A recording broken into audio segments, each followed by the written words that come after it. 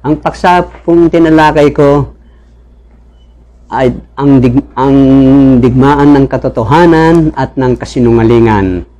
Ngayon gusto ko pong maging malinaw, maging klaro ang lahat para maunawaan natin lubos ang salita ng Panginoon. Ituloy po natin. Dito po sabi nga sa 12:7 ng Revelation hanggang 9, nagkaroon po talaga ng tunay na digmaan.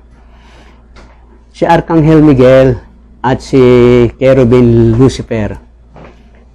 Nagkaroon sila ng digmaan, pati yung mga anghel ni Archangel Miguel, Arkanghel Miguel, at gayon din si Cherubim Lucifer, yung kanyang mga anghel ay nakipagdigma.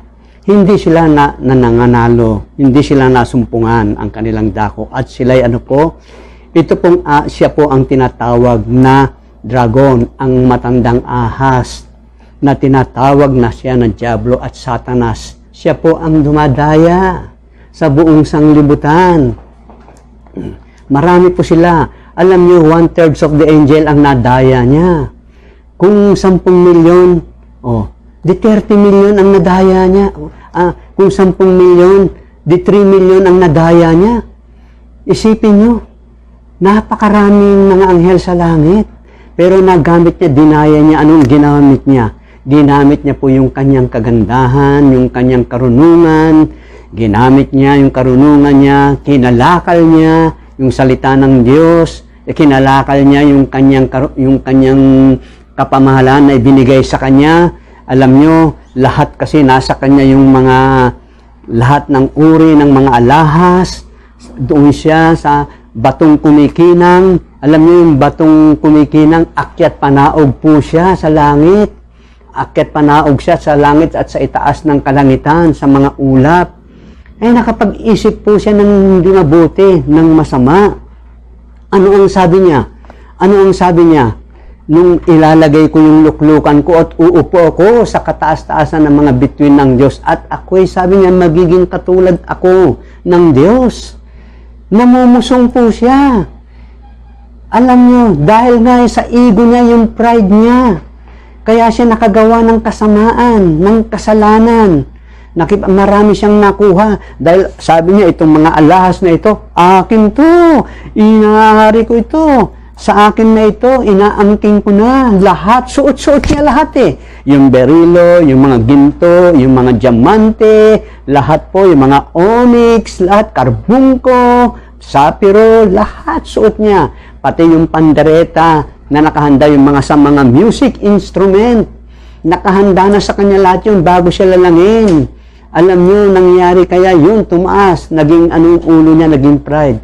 Ganyan din sa mga tao. Pag nakaramihan, wag po tayong ganun.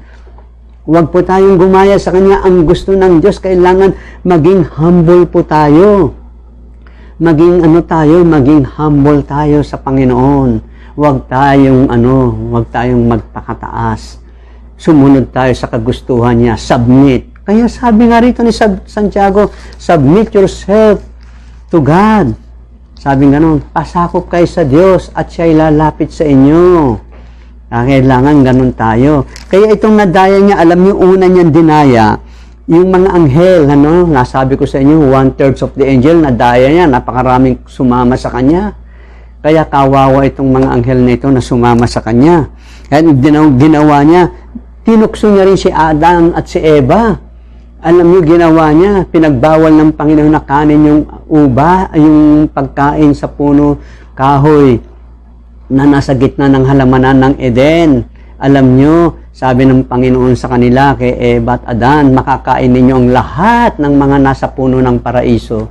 Pero yung pagkain ng pagkakilala ng mabuti at masama, ipinagbawal ng Panginoon. Pero anong ginawa ng Diablo? Alam niyo, itong dragon, matandang ahas, nag-aanyo siya. Ganon din naman yung nakikita natin, yung mga napapanood natin sa sine, yung mga ghost stories. Totoo po yan, nag-ibang anyo sila. Minsan nag-aanyo silang babae, nag-aanyo silang lalaki. Nag-aanyo sila ng madilim na hindi mo sila makita. Nakikita mo lang yung kaanyuan ng kadiliman, yung anino. Nag-aanyo sila, iba't ibang anyo nagagawa niya. Dahil meron siyang power. Kaya ang ginawa niya, alam mo, binigay niya yung kapamahalaan niya sa hayop. Yung sa hayop, alam niyo yung hayop, yung beast, ibinigay niyang kapangyarihan niya. Mababasa po natin dito sa 13:2. Sabi niya sa chapter 13 verse 2 ng Revelation, at ibinigay sa kanya ng dragon ang kanyang kapangyarihan at ang kanyang luklukan at dakilang kapamahalaan. Nakita niyo na, ibinigay niya, at sila'y nagsisisamba sa dragon, sabi sa 4, sapagkat ibinigay niya ang kanyang kapamahalaan sa hayop. At nung ibinigay niya na yung kapamahalaan niya sa hayop, nagsisisamba na sila sa hayop.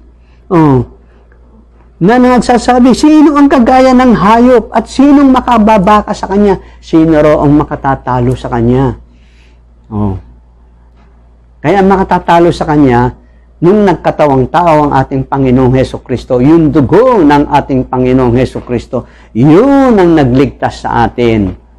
Kaya alam nyo, ito, sino raw makakatalo sa kanya? Kaya itong hayop na ito, sino ba ito? Hindi ba binasa ko sa inyo rito sa 13:18, dito'y may karunungan at may pagkaunawa ay bilangin ang bilang ng hayop. Sabi, bilangin daw yung bilang ng hayop sapagkat siyang bilang ng isang tao at ang kanyang bilang, sapagkat siya'y bilang ng isang tao po ito. Nagpapapalit-palit po sila. Pag nawala na sa trono, nagkaroon na, pumanaw na, namatay na, may papalit na naman. Kaya sapagkat ang kanyang bilang ay 666. Paano natin mabibilang itong 666? Sa Roman numbers, ibabase natin sa numeral numbers, makikita po natin. Malinaw po, 666. Ngayon, hindi ko na po babanggitin yan. Kaya alam niyo yung ginawa niya? Alam niyo yung ginawa niya, marami siyang ginawa na hindi mabuti. Kaya dito, sabi nga rito, alam niyo itong ginawa niya na ito at ipinagkaloob sa kanya na makipagbaka sa mga banal? Nagtagumpay sila dahil marami sila Marami hindi naniniwala sa ating Panginoon Nung bumaba siya, nagkatawang tao para tayo tubusin Marami. Ayaw pa rin nilang maniwala sa Kanya. Ibinibigay pa rin nila yung pananampalataya nila sa iba. Kaya't sabi rito, makikipagdigma ito sa mga banal at sila'y magtatagumpay. Pero dahil ito, nasasakop niya ang lahat sa buong mundo, sa mga bawat bansa, bawat wika. At bawat bayan. Tingnan niyo, pero ano ang sabi ni Apostol Juan? Ang sabi niya rito, at ang lahat ng nangananahan sa lupa ay magsisisamba sa kanya, magsisisamba sa diablo. Yung pinuno nila, si Lucifer. At sabi niya rito, na ang kanyang pangalan ay hindi nasusulat sa aklat ng buhay ng kordero na pinatay, buhat ng itatag ang sanglibutan. Hindi raw pala nakasulat ang kanilang mga pangalan sa aklat ng buhay ng kordero. Kaya kung may pakinig ka, sabi rito sa 9, kung ang sino man ay may pakinig, ay makinig. Pakinggan natin mabuti. Tapos dito, pangalawa, nung nadaya niya na yan, siya po ang dumadaya sa buong sanglibutan dahil sa kanyang galit, nalalaman niya na maiksi na ang kanyang panahon. At dito naman, alam niyo, ginawa niya, si Adan at si Eva, dinaya niya. Sabi niya, tunay ba na hindi kayo mamamatay? Sabi niya, kanin ninyo, makikilala niyo ang mabuti at ang masama. Nung kinain nila, pumasok ngayon sa panganganak, nahihirapan ng babae. Sa sumpa, itong daigdig na ito, itong mundong ito, nagkaroon ng sumpa dahil kay Adan. Mababasa po natin yan sa 12:3 hanggang sa 3:17 ng Genesis at 12:3 ng Revelation. Kaya yan, sabi nga ng Panginoon, tinuturuan tayo ng Panginoon. Gusto natin maligtas, hindi pa? Saliksikin natin ang mga kasulatan, 5:39 ng John, sapagkat iniisip ninyo na sa mga yaon ay meron kayong buhay na walang hanggan at ang mga ito ay siyang nagpapatotoo tungkol sa akin. Tungkol kanino? Sabi ng Panginoon, tungkol sa Kanya, sa ating Panginoong Hesukristo. At ayaw kayong magsilapit sa akin upang kayo magkaroon ng buhay. Kanino ba tayo lalapit? Sa ating Panginoon. Tinukso niya. Ngayon, nung nakipagtalo siya kay Moises, Dahil alam yung ginawa ni Satanas, nakipagtalo siya sa katawan ni Moises. Di ba totoo naman eh? Sinabi rito sa mababasa natin sa Judas, dito sa 9. Datapot ang Arkanghel Miguel nang makipagtalo sa Diablo, sabi niya nakipagtalo tungkol sa katawan ni Moises, ay hindi nangahas gumamit laban sa kanya na isang hatol na may pag-aalipusta, kundi sinabi, sawayin ka, nawa ng Panginoon, parusahan ka ng Panginoon. Dahil ang gusto niya, magkukuha niya malaman niya yung katawan ni Moises, pasasambahin niya na naman yung mga tao. Yung gagawin nilang Diyos si Moises, yung mga iba na ginagawa nila. Kaya itinago ng Panginoon, nilalang niya, walang nakakaalam sa libingan na inilibing mismo pa ang Panginoon ang siyang naglibing sa katawan ni Moises sa sa bundok ng Moab. Kita nyo? Walang nakakaalam. Kahit sinong tao, hindi pinahintulot ng Panginoon. Dahil si Moises ay gumawa ng marami pong mga kababalaghan, kakilakilabot na kababalaghan sa Ehipto. Kaya humanga ang bansang Israel, humanga ang mga ibas, ang mga tao sa Israel kay Moises. Gusto nilang pasamba, gagawin ng Diablo. Kaya ganoon, hinahanap niya. Ganyan din ang ginawa niya. Kaya nga naisalaysay ko sa inyo, naikwento ko na, maikling kwento yung aking magulang nung namatay. Alam nyo, nakaburol, gusto niyang pasunog ng gusto ipasunog ng aking tatay, ng aking ama, na pumunta siya sa mga Buddhism. Dahil ang Buddhism, yung iba, malakas ang loob nila, nakuha natin yung kaugalian nila, na sinusunog nila yung katawan nila. Yung iba, gusto nila sunugin yung katawan nila pag sila'y namatay. Alam nyo, yung nangyari kay Propetang Daniel, sa kwento ni Daniel, yung si Shadrach, Meshach at si Abednego, yung tatlo, nagalit si Haring Nabucodonosor, ayaw nung magsamba sa larawan, sige, painitan mo yung horno, pinainit ng mga 7 beses, napakainit, binalutan pa sila, si Shadrach, Meshach at si Abednego, binalutan sila ng mga malakapal na suot, tapos inilagay sila sa apoy. Nung ipinasok ng isa, dahil malakas na lalaki, matipuno, ipinasok na gano'n, siya ang tinamaan ng apoy, sumiklab yung apoy sa kanya, nilamon siya ng apoy, patay. Yun din nagnakaw ng ginto kay Josue. Hindi ba? Itinago niya. Sabi ng Panginoon, ilagay ninyo sa akin. Sa bahay ng Panginoon, ihandog ninyo. Anong ginawa nila? Anong ginawa ni Akab? Itinago niya yung dilang ginto. Tsaka yung mga madamit na magaganda. Tsaka yung 50 pirasong ginto. Pati pilak yata. Alam niyo ginawa? Anong sabi? Nung nahuli, humingi sila sa Panginoon, itinuro si Akab umamin. Ano ang ginawa? Pinagbabato at sinunog. Gusto ba natin na sunugin yung katawan natin? Doble sunog? Hindi pwede yun. Kung ako ang tatanungin, masusunod, ayaw kong ipasusunog yung katawan ko pag ako'y namatay. Hanggat maaari. Hindi lang yan. Pati nag-aalay yung mga Hudyo kay Molok. Anong ginagawa nila yung mga anak nila? Sinusunog nila sa apoy. Pinangahandog nila sa mga Diyos-Diyosan. Ano yung ginawa ni Elias noon? Yung 50 Hindi ba? Nababasa nyo sa hari. Anong ginawa ni Elias? Kung yung Diyos nyo, baka natutulog. Sabi ni Propetang Elias, sinunog din sa apoy. Yung 50, sumunod na 50 na naman. Pagkatapos ng 50, natakot sila. Kay Elias, nagsabi sila, ayaw na nila. Isipin nyo, nakipag-ano siya kay Haring Akab, ba yun? Kaya ayaw. Yun lang akin, kung natin, nakasulat po yan sa Bible. Kaya sa huling araw, yung mga taong masasama, susunugin din po sa apoy at asupre na siyang ikalawang kamatayan. Hindi lang yan. Ano ang ginawa ni Satanas? Si Satanas talagang devil talaga Talagang devil, demonyo talaga ito. Ginawa niya sa Panginoon. Dito, para ito palang sa inyo. Dito sabi nga nun. Nang magkagayoy sa 4, nang inihatid ng Espiritu Santo si Jesus sa ilang upang siya'y tuksoin ng Diablo. Anong ginawa sa kanya? Kung iiksin na lang po natin to, summarize natin to. Itong batong ito, gawin mong tinapay. Kung magawa mo, sabi nasusulat, sabi ganon, Sabi ng Panginoon, nasusulat, hindi lamang sa tinapay nabubuhay ang tao, kundi sa bawat salita na lumalabas sa bibig ng Diyos. Ikalawa, sabi naman, anong ginawa na naman niya sa ikalawa? Sinabi sa kanya, kung ikaw ang anak ng Diyos, magpatihulog ka. Sapagkat nasusulat, aanuhin ka ng mga anghel mo. Ano ang sabi ng Panginoon? Sinabi sa kanya ni Jesus, nasusulat, huwag mong tutuksoin ang Panginoong Diyos mo. Pakatlo, ito na naman, muling dinala siya ng dyablo sa isang bundok na lubhang mataas. Napakataas na sabi sa kanya, ipinamala sa kanya ang lahat ng mga kaharian sa sanglibutan at ang kaluwalhatian nila at sinabi niya sa kanya, lahat ng mga bagay na ito ibibigay ko sa iyo kung ikaw ay magpapatira pa at sasambahin mo ako. Kita mo talagang nagpapasamba ang dyablo Kita mo na? Anong sabi ng Panginoon? Nang magkagay sinabi sa kanya ni Jesus, humayo ka, Satanas, sa Panginoon mong Diyos sasamba ka at siya lamang ang iyong paglilingkuran. Kita nyo na? Kaya itong diablong ito, kaya sinabi ko nga sa inyo, binasa ko sa inyo yung 9:20. Sa 9:20 ng Revelation, sabi rito, ito ito.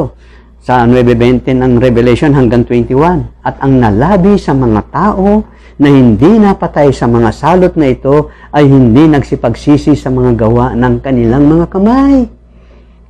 Upang huwag sumamba sa mga demonyo. Kita nyo na. At sa mga Diyos-Diyos ang ginto, pilak at tanso at bato at kahoy na hindi nakakakita ni nakaririnig man, ni nakakakalakad man, hindi pala nakakarinig, hindi pala nakakakita, hindi pala nakakalakad. At sila'y hindi nagsipagsisi sa kanilang pagpatay, kahit man sa kanilang panggagawa, yung sorcerers, yung mga mangkukulam, kahit man sa kanilang pakikiapid, kahit man sa kanilang pagnanakaw. Kita nyo na, hindi. Kaya hindi sila nagsipagsisi, ayaw nilang tanggapin ng Panginoon. Kaya alam nyo kung anong dahilan yan, panlalaban natin sa kanila. Ebanghelyo, gospel of salvation, the gospel of Christ. Sabi niya, hindi ko ikinahiya, sabi ni Apostol Pablo, ang ebanghelyo. Sabi niya, hindi ko ikinahiya ang ebanghelyo ng Panginoon. Kaya alam natin to ebanghelyo. Basahin ko po sa inyo ito, sandali, para malaman po natin. Sabi niya rito, sapagkat hindi ko ikinahiya ang ebanghelyo, sapagkat siyang kapangyarihan ng Diyos sa ikaliligtas ng bawat sumasampalataya, unay sa Hudyo at gayon din sa Grego. 17. Sapagkat dito ang katwiran ng Diyos ay nahayag mula sa pananampalataya, faith, hanggang sa pananampalataya, gaya ng nasusulat. Ngunit ang ganap ay mabubuhay sa pamamagitan ng pananampalataya. Ano pa nga nang sabi ni Ano po yung sinabi ni Pablo? Anong pagkaganda sa 10:15. Anong pagkaganda ng mga paa niyaong mga nagdadala ng masasayang balita ng mga bagay na mabuti. Datapwat hindi silang lahat ay nakinig ng masasayang balita. Sapagkat, sabi ni Isaias, sinabi ni Isaias, Panginoon, sinong naniwala sa aming mga balita? Kaya nga't ang paniniwala ay nanggagaling sa pakikinig at ang pakikinig ay sa pamamagitan ng salita ni Kristo. Faith cometh by hearing and hearing by the words of God. 5:17 ng 10:17 ng Romans. Kaya ito, sinabi ni Isaias, napakaganda nito, ituloy po natin. Anong sabi ni Isaias dito? Sa 52:7, dito. Sa 52:7, sabi niya rito, anong pagkaganda sa mga bundok ng mga paa niyaong nagdadala ng mabubuting balita na naghahayag ng kapayapaan. Kita nyo na, naghahayag pa ng kapayapaan. Ano pa? Na nagdadala ng mabuting balita sa ikabubuti para lumayo tayo sa masama. Sabi niya, na nagtatanyag ng kaligtasan. Ito pala yung nagdadala ng kaligtasan. Yung mabuting balita, good news. Gospel of salvation. Yan sabi niya, tuloy pa natin, na nagsasabi sa Sion, ang iyong Diyos ay naghahari. Alam niyo, napakaganda ito sinabi niya ni Isaias. Kaya alam niyo, totoo po ito, nagkaroon nga po ng digmaan sa langit. Kaya sabi nga ni John, buhat daw ng pasimula. Alam nyo, nagkaroon na ng digmaan nagdigmaan ng katotohanan at ng kasinungalingan. Yan po. Alam natin sa katotohanan, nasa Panginoon tayo.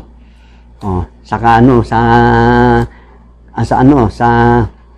kasinungalingan, sa kamatayan, sa dyablo. Kaya ang ganda ng sinabi niya rito. Kaya ito, sabi nga ni Isaias, totoo po yan. Kaya sabi nga ni Isaias, sumisigaw si Isaias sa 9:27 ng Roman, kung ang sangbahayan ng Israel ay kasing dami ng buhangin sa dagat, ay ang mga nalalabi lamang ang siyang maliligtas. Totoo po yan. Kung pumunta ka sa dagat, ganun mo. Milyon. Marami. Pero sa dami ba ng tao, milyon ng maliligtas, kitain mo, dami. Sabi nga, ay ang nalalabi lamang ang maliligtas. The remnant only soul shall be saved. Yung mga remnant lamang shall be saved. Kokaunti. Kung tutuusin mo. Ang bilang. Alam niyo yung sukat na ibibigay ng Panginoon sa langit. Lahat ng lalakaran natin. Purong ginto. Purong lantay na ginto. Pure gold. Lalakaran natin. Napakaganda yung pangako ng Panginoon. Kaya sabi nga ng Panginoong Hesukristo, huwag magulumihanan ang inyong puso. Sabi niya sa John 14, magsisampalataya kayo sa Diyos, magsisampalataya naman kayo sa akin. Sa bahay ng aking Ama ay maraming tahanan. Kung di gayon ay sinabi ko sana sa inyo sapagkat ako'y paroon upang ipaghanda ko kayo ng dakong kalalagyan. At kung ako'y pumaroon at kayo'y may paghanda ko ng kalalagyan, ay muling paririto ako at kayo'y tatanggapin ko sa aking sarili. Sapagkat kung saan ako naroroon, kayo naman ay dumuon. Kita mo na? Ang pag-ibig ng Panginoon, isipin mo, saan ka nakakita ng ganon? Para tayo lamang magkaroon ng buhay na walang hanggan, ibinigay niya ang kanyang buhay. Sabi niya, walang pag-ibig na hihigit sa pag-ibig na ibinigay ng Panginoon sa kanyang mga kaibigan. Wala. Ibinigay niya yung buhay niya, nagkatawang tao siya para matubos niya tayo. Nagkaroon siya ng kamatayan. Ang tanong nila, bakit daw ang Diyos natin namamatay? Pasalamat kayo at namatay ang Panginoon, yung pagkakatawang tao niya. Ang Diyos po hindi namamatay, espiritu po yan. Ang namamatay yung laman, yung dugo at laman. Hindi namamatay, pasalamat tayo dahil nagkatawang tao siya, tinubos niya tayo sa bundok ng Kalbaryo. Sa Mount of Calvary, tinubos tayo dahil sa dugo ng Panginoon. Kaya nga napagtagumpayan nga natin, sabi nga dito nga, ang dyablo, dinaig natin dahil sa dugo ng Panginoong Hesukristo. Yan ang naglinis sa atin. At yung salita niya na pawang espiritu at pawang buhay. Kaya alam natin yung gawa ng kaaway. Pag gumawa tayo ng tama, Bible ang basehan natin. Ay hindi, meron tayong aklat. Ito aklat namin. Yung aklat nila ibibigay nila. Ituturo nila. Dadayain nila yung tao. Pinangangalakal nila, ganyan ang ginawa ni Lucifer. Kinalakal niya, ipinakita niya yung mga ginto niya. Ipinakita niya, suot-suot niya lahat. Ipinakita niya yung, dahil akyat panaog siya sa batong kumikinang. Sabi niya, ito, yung mga ang daming alahas doon, ang daming uri ng jewelry. Ayan, sabi niya, ibibigay ko sa inyo. Kinalakal niya. Maraming kumampi sa kanya. Nasa laula pati yung templo. Kita niyo na, yung ginawa niya. Kaya nga, dinigma nga siya ni nagkaroon ng digmaan, ginera siya ni Arkanghel Miguel.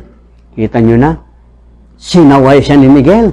Ang ginawa sa kanya ni Miguel, tinapon siya rito. Inagi siya rito sa lupa. Inagi siya ng Panginoon dito sa lupa. Hindi siya mananalo. Dahil sa anong dahilan? Dahil ginawa ni Lucifer yan. Yung pride. Pride niya, yung ego. Masyado siyang mataas. Kailangan tayo ganun, maging humble tayo.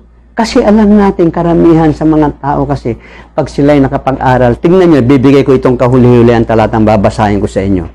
Bigay nyo, tingnan nyo. Magugulat po kayo rito.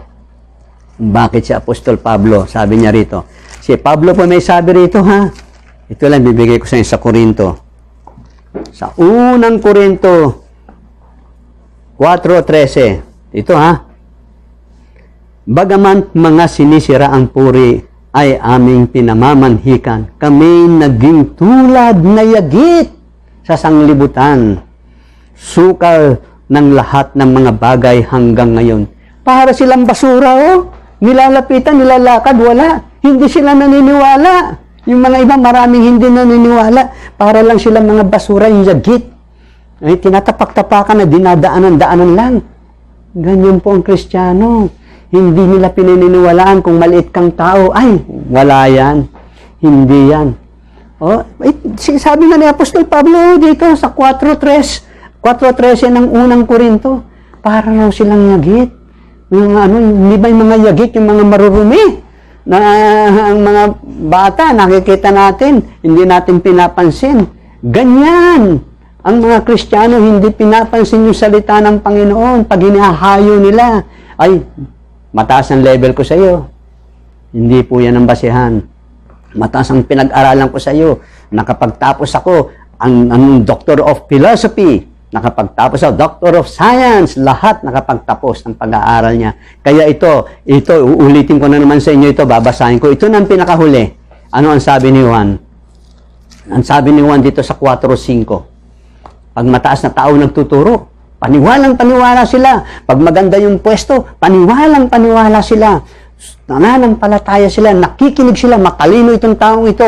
Hindi yung banal na kasulatan ang itinuturo, hindi yung Bible. Kundi ito, idealistic. Nagtuturo nila, mga tao ngayon, mga magagaling sila, nag-aral sila, ganito. Ganito yan, ganito ang tinuturo nila. Pero ito, sabi ni John, sa 1 John 4:5.